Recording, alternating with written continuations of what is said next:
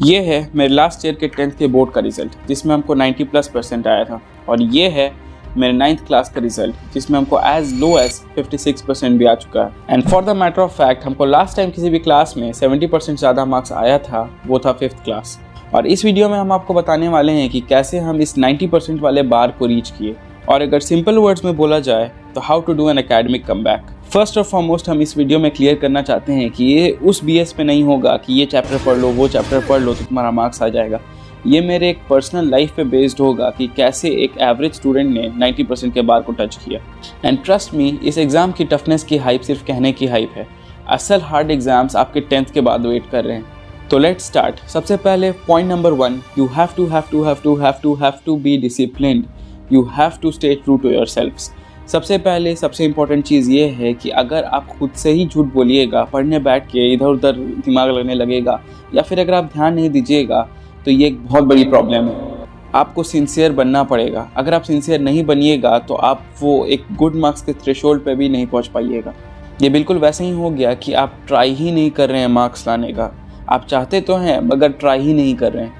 Point number 2, आपको routine होना पड़ेगा। रूटीन वो BS वाला रूटीन नहीं जिसमें 1 से 2 बजे तक ये पढ़ रहे हैं, 2 से 3 बजे तक ये पढ़ रहे हैं। वो बेकार रूटीन है, वो कोई भी नहीं फॉलो करता है, वो कभी भी फॉलो नहीं होगा। हम बात कर रहे हैं एक रूटीन लाइफ जीने की।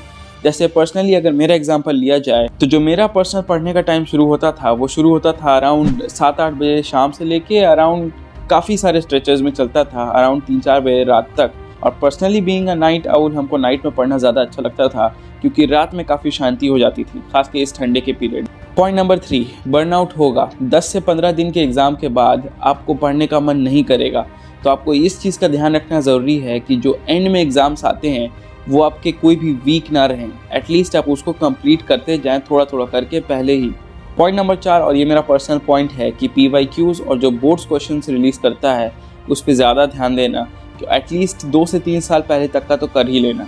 ना वीडियो एंड करने से पहले हम एक बार फिर से कंफर्म करना चाहते हैं कि मेरे अंदर कोई भी पढ़ाई का कीड़ा नहीं था। हम कोई भी पढ़ाकू लड़के नहीं थे पहले भी। इसको इस तरह से सोचो कि जो लास्ट तुम 10 ईयर्स से पढ़ाई कर रहे थे स्कूल में, उसका फाइनल रिजल्ट आ जाएगा।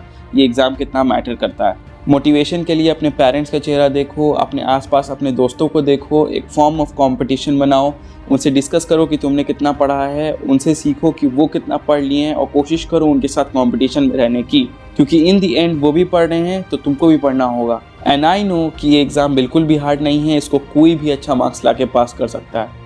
I believe in you. This was Hamza signing off.